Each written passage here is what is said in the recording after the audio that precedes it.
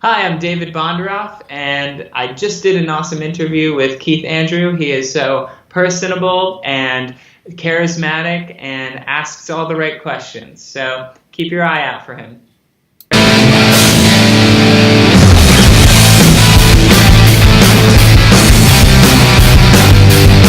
Andrew, right? Ladies and gentlemen, welcome to the Keith Andrew Network. This is episode 594. I'm here as a good friend, Dave Bonderoff. I just want to say thank you for being a guest on my talk show. Thank you for having me, Keith. It's my pleasure. No, the honor's all mine. For people who want to know what my talk show is about, the whole point of my talk show is to show people that even with having a learning disability, I can still amount to something. And at the same time, I'm able to turn myself into an example for people out there dealing with any types of learning disabilities and disabilities to never give up and prove people wrong. Prove to them that labels do not dictate who you are and who you're going to be. It is to prove to them you can stem out to something. With that being said, it's an honor and privilege having you on the show. Freedom of speech, self-expression. Keep in mind it's PG-13, but you do have the right to say whatever you want. But starting off, what can you tell us about life growing up? Life growing up. So I grew up in a very small town in upstate New York, Cooperstown, New York. Some people might know it. Have you heard of Cooperstown? Not really. Yeah, it's the home of baseball. Legend has it baseball was invented in Cooperstown, and I played a little baseball, but I was mostly a swimmer, and I went on to swim Division I at Stony Brook University. So my entire life was like dedicated to sports. That's what growing up was like, and then at Stony Brook, as a swimmer, they drained the pool. They drained the pool, and I had a lot of time in my schedule, so I filled it with theater, and here we are. Now I'm an actor in New York, and working towards creating my own films, and my most recent one is actually starring an actor with autism, and I'm just looking to do as much inclusion as possible and make some good art. Yeah. No, absolutely. Now, my next question is, what did you major in before you went to the acting? Before I started acting, I majored in bio pre-med. Actually, I was ready to become a doctor, go to med school, but I did 2 years of that, and studying bio, I found that I don't like biology. Studying it was not for me, so it was a pretty easy switch to theater arts. No, absolutely. Now, my next question I was going to ask you is, who influenced you to start your acting career, and how many years have you been acting? Oh, who influenced me to start my acting career? That's funny. No one. No one wants you to become an actor. That's the best part of that is I took acting 1 in college, and I told the teacher, I was like, I feel really good when I do this. This feels like something I could pursue. And she was like, it's really hard, right? She tried to talk me out of it, and I wouldn't have it. But if, a lot of, I don't know if I had any idols, really. I just, I had a good reception with like my performances, and I loved doing it, and so I just kept chugging along, I guess. Now, my next question, I would say, just had a brain fart. So don't mind me. My friend passed away, so my mind's still in the cloud. But we can get to that in a little bit. But how many years exactly were you doing this for?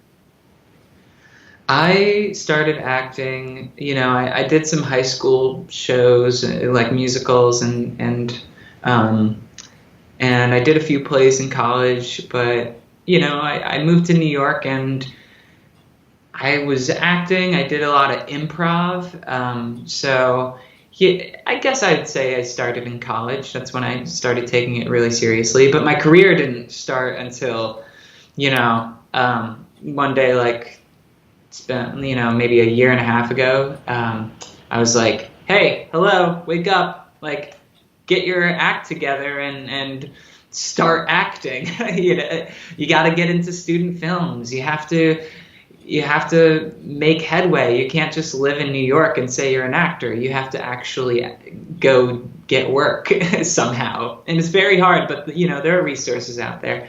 So I would say since college. So I'd say about 5 years.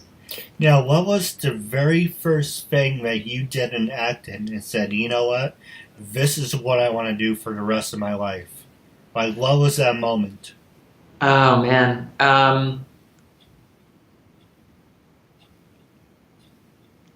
It was a play I did my sophomore year, the end of my sophomore year in college. Um, I was doing this play, and that's when I decided to switch my major to theater officially. And it was called, and every college theater arts, uh, uh, anyone studying theater arts has experienced this show in one form or another. But it was Dog Sees God. And have you heard of Dog Sees God? I have no idea what that is. It's a play by Burt V. Royal. It's basically Charlie Brown all grown up with sex, drugs, and alcohol, and it's a fun show, and it's great for teenagers to be playing because it's like they're in high school, the characters. So yeah, that was the show. It was I had a great community, and I learned a lot about acting and what it's like to really feel like you're on a working stage and set. Yeah. No, absolutely. Now, the next question I was going to ask you is, let's see, and I want something really good. Well, the show's about disabilities, and apparently you're working with me. Are you willing to work with people? Are you willing to work with people with disabilities, and have you worked with people with disabilities? Am I willing? Yes. Absolutely. Yes. Please. I am a huge advocate for inclusive theater and inclusive film and TV. It's part of my mission, as a straight, white, cis man, a neurotypical man. The best thing I can do with my privilege is include people and bring people together that otherwise wouldn't have the same opportunities that I have, and I do. I recently, just this past weekend, filmed a short film called Older Brothers, where I played a 25-year-old, shocker, and but I had an actor with autism who played my older brother with autism in the show, and we made the set feel really good. We extended the filming time, so instead of doing a 2-day shoot, we did a 3-day shoot, which is just another way that you can make something inclusive and include people who can tell their truth on camera. We don't need neurotypical people playing adults, neurodiverse adults. We don't need straight men playing gay men. There's a lot of we have these people who are ready and open to telling their truth on stage and in film and TV. And so I am 100% let's get them in here. Let's make a movie together. And yes, so I directed, I came full circle and directed Dog Sees God for the Epic Players, which is an inclusive theater troupe in theater company in New York City. And I directed One of the people was Ben Dworkin. He's the actor who just worked in my film, and among many a neurodiverse cast. And I absolutely work with people with disability. It's a pleasure, and inclusivity is something I aim towards. Now, let me ask you this: what would be your words? Time franked. What would your words of wisdom be for people with disabilities who want to be an actor? Number one, and what were some of the motivational speeches that you were given?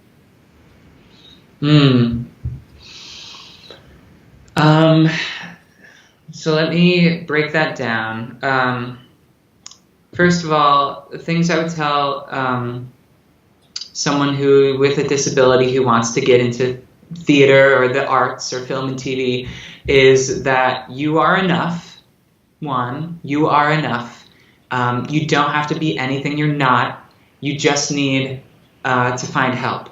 And that goes for a lot of artists and a lot of people pursuing a career in an industry that's like so big and so difficult to navigate. You'll find the right people who can give you advice and help, and who are there to like open doors for you. You just have to be open to it. Another thing I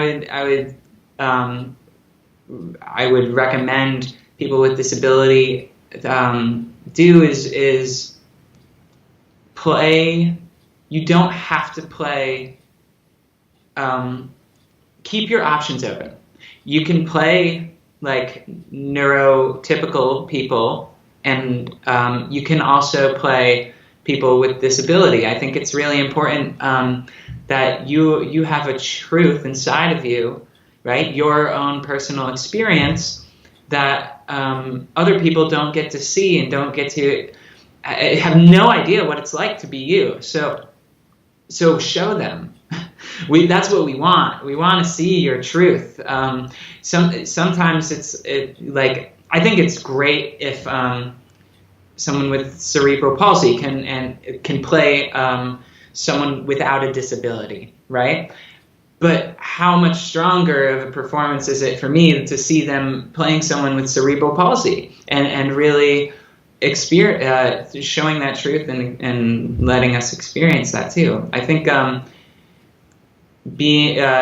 keep your options open, and if it's not working for you, if no doors are opening, open them yourselves. Create your own content.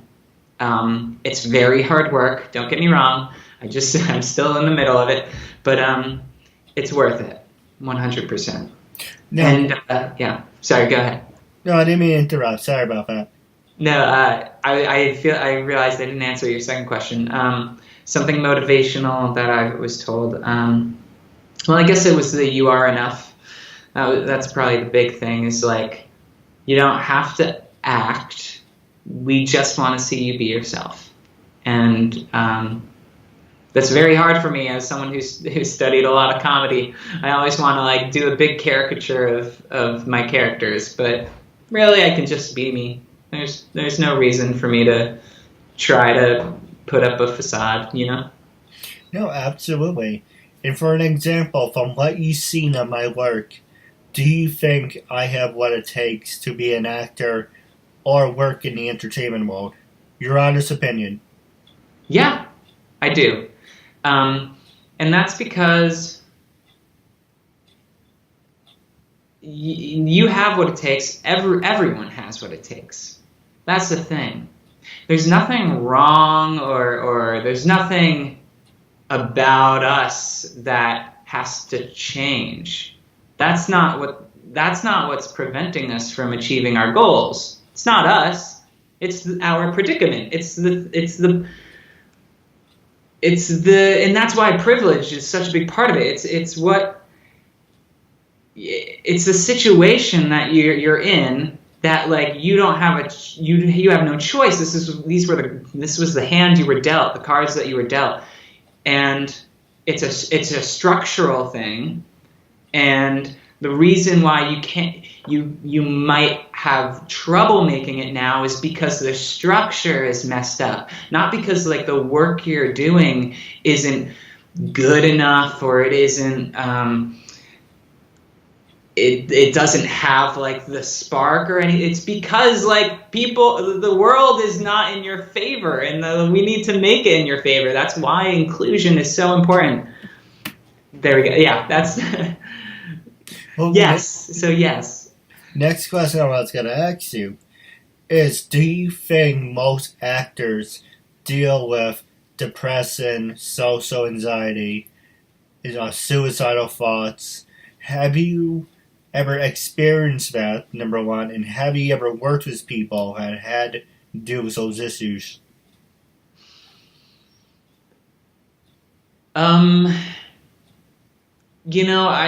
As far as have I dealt with anyone with those issues or worked with anyone with those issues, I'm sure I have. It's much more common than we think, and that's because there's a huge stigma around it. Have I experienced it? In a form. I don't think all artists are that way, and I think like it's kind of crappy that there's this stereotype like, well, if you want to be a good artist, you're gonna have to suffer, and that's not true. It might have worked for some people, but it's not everyone's experience for sure. And it's there's abundance. Like we can have all of the good things and be and express ourselves within art. And I haven't experienced it to the extent that other people have, for sure. But like I've had like moments where I'm not there was one time where, but I was I don't do drugs anymore. But there was one time I got very high, too high, and really felt this inner feeling of being completely worthless and not having a path. And it was in that moment I had to decide like what it is I wanted and how I was going to do that. And what I decided was it wasn't even about acting really. What I wanted was a family. That's what I realized. I was like, I don't know if I'd be good at anything. Hell, if I'm a good actor, I don't know. How do you know these things? But I do know. I think I know I'd be a good dad, and that's what I'm meant to do. It's not even whether or not I want to exactly. It's more just like, oh yeah, I'm like a dad on the inside, and that's like what's right for me. So how do I become a dad? And it can be very easy to become a dad, but it can also, there was a financial and being able to support my children aspect that really kicked in hey, time to become a professional actor. It's no more putzing around. Like if you want a family, if you want to support your family, and you want to also raise them as artists, you gotta be an artist and a professional at that. So that's So I think these moments, for me, my moments of my lowest moment is often accompanied with like a kick in the ass to become a little more responsible. No, absolutely. And I don't know if you heard news as of late, but my good friend Ashley, had a brain fart on his name. Ashley Mazzaro, actually passed away just in the past 24 hours. I'm sorry to hear that. My condolences. Yes, she was a girl. She was a really good friend. I met her 3 times, and it's hard to explain because there's so many people out there that are you a wrestling fan for starters? Sorry, say that again? Do you like wrestling? Oh, I like Glow. I like the idea of it, but I have never really experienced it. Right. I know it's like fun, very fun. So, like for an example, there's a couple people who I met, and they still consider me like a fan. But I'm trying to show them, give me a chance. I can show you. I can be more of a friend. That's why I walk over. I'll give you an example. You're a wrestler. I walk over, and if there's no chemistry, I'm like, yeah, thank you for the picture, and see you later. But if I Yeah. feel like a connection, I will constantly come back and try to get your attention. Be like, I'm not some crazy fan, but I'm showing you there's a difference from being a fan to say, hey, I extend my hand to you in friendship. So there's a difference. And Hmm. Ashley was one of those people that took an interest in me. And for the past 3 years, she always supported me. She always liked my work. And now I met a couple other people. Her name's Jamie, and she took it and she's taken an interest in what I do and being really supportive. And there's just like other people that I'm trying to show you there's a difference between. Don't mind me, just trying to fix my phone. Trying to show you there's a difference from being a fan to say, because I don't want people to say, "Oh, that's Keith. He's just a fan." Because I don't want that label. I didn't ask for that label. I do my show to make a point, saying, "This is my disability. This is what I'm capable of doing, and how I can live my life." And plus, you're making a new friend out of it. Yeah. So, with that being said, when I walk over to you, I don't expect that person to be like, all right, is he? What's he got to say? Is he a fan or a nut job or whatever? Well, if I walk over to you, there is a reason, and that reason is I want to extend my hand to you in friendship. I give you an example of what I'm talking about. I met Kevin Nash, Scott Hall, and Buff Bagwell, and Booker T for that matter. Hi, how are you? She shook their hand, and I really didn't feel like a connection or anything. But I met Angelina Love again, Ashley, Velvet, also known as Jamie, and there's a couple other ones. So I felt like there was actually a connection. It's like, oh, I can really open up and talk to you guys. That's like what I want from a friend. That's like, if you get it, I'm kind of looking for a friend. So pretty much, if there's a connection, I go and I follow the energy. If there's nothing there, I just say I lost all interest. Yeah. I hear you, and I'm with you. There's you gotta figure out like who's on your team and some people just aren't, and that's not. Sometimes it's just something you can't control, and so you gotta say, all right, well, I extended my hand, you didn't shake it. Later, later, hater. It's a lot of and I will in defense of just because devil's advocate. I'm a straight white man. We love to play that, right? That was sarcasm.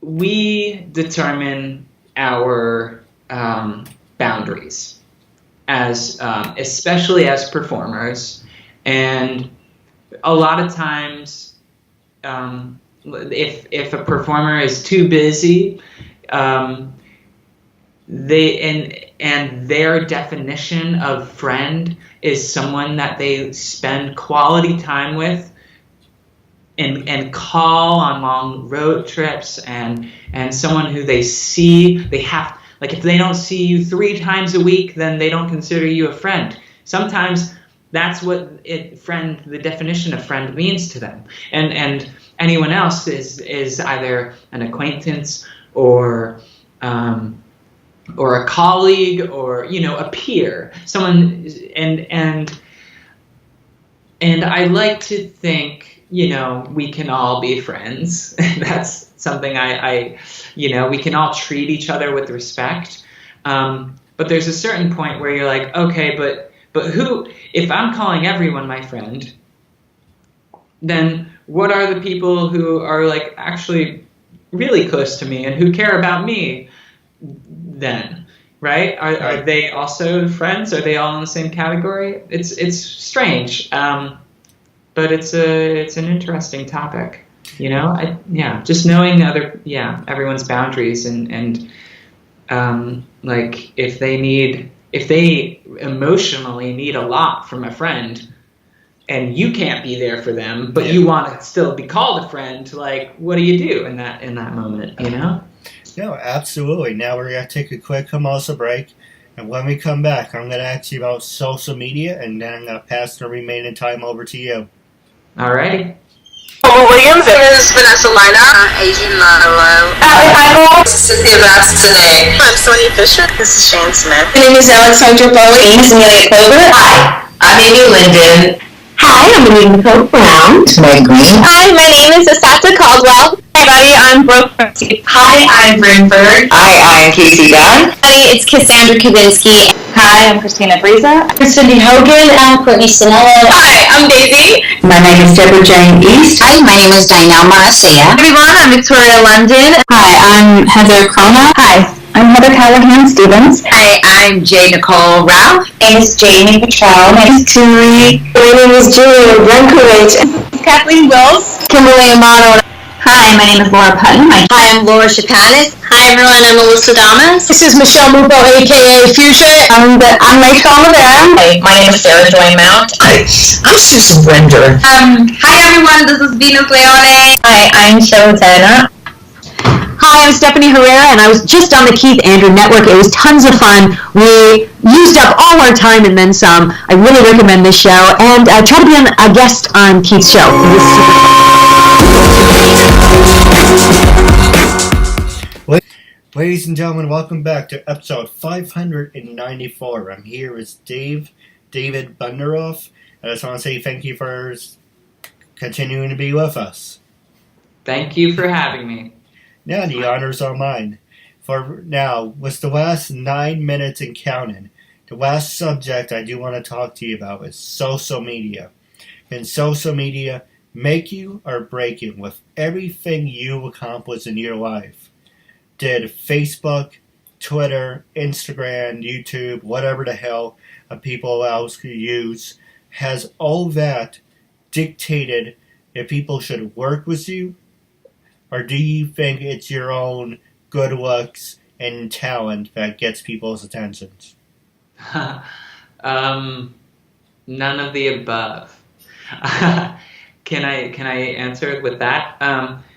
Yeah, I don't think it's about good looks, or I don't think it's about talent. I don't think it's about your social media presence either. I think it's about your hard work. I think it's about hard work. It's about everybody has different obstacles, and it's about getting over your specific ones. We've all got obstacles. Some are bigger than others, for sure. But it's about strategizing and finding a way over it.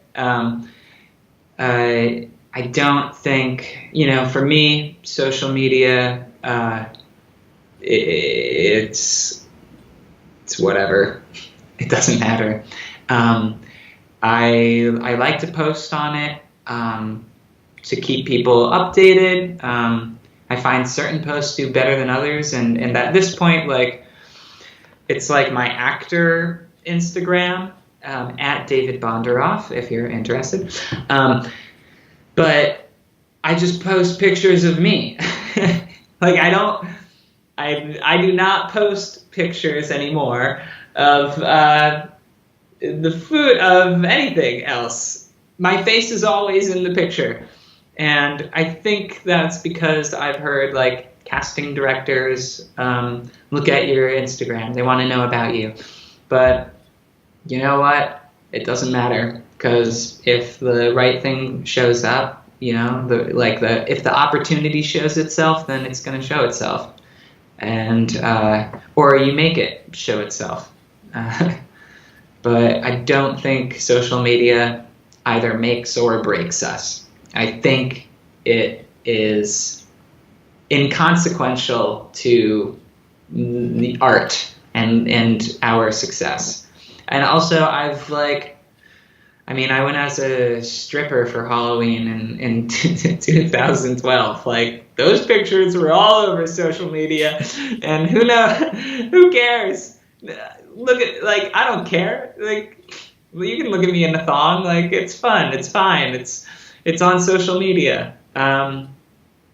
Like, if you have a problem with it, that's not my problem. It's yours. That's how I feel. All right. Well, was the last 5 minutes and counting? Was there anything you wanted to know? Anything you wanted to promote? This is your time. Awesome. Well, thank you, first of all, for having me. This is a pleasure, and I love getting to talk about inclusion and art and self-expression. It's really important to me. Something I'd love to promote is I'm working on, it's in post-production right now, but it's a short film about autism. I mentioned it earlier. It's about autism and brotherhood, and it's starring an actor with autism, which is huge. He's playing a character with autism, so he gets to express himself and tell his true stories. And it's called Older Brothers, and it's a lot of fun. And we are in post-production right now, but if you give me a follow on my Instagram at David Bonderoff, Bonderoff, F as in Frank, you'll be able to see the journey that is Older Brothers. And eventually, hopefully, we get investors to turn the short film into a feature-length film, and you'll see it in theaters one day. So that's the goal. So what was the name people can follow you at? David Bonderoff. Bonderoff is B as in boy, Onderoff, F as in Frank. All right. Now, I do have a couple questions for you off the air. But wrapping up, it was a real honor and privilege having you as a guest, and I'm looking forward to part 2 down the road. Me too, very much so. This was an honor. Thank you.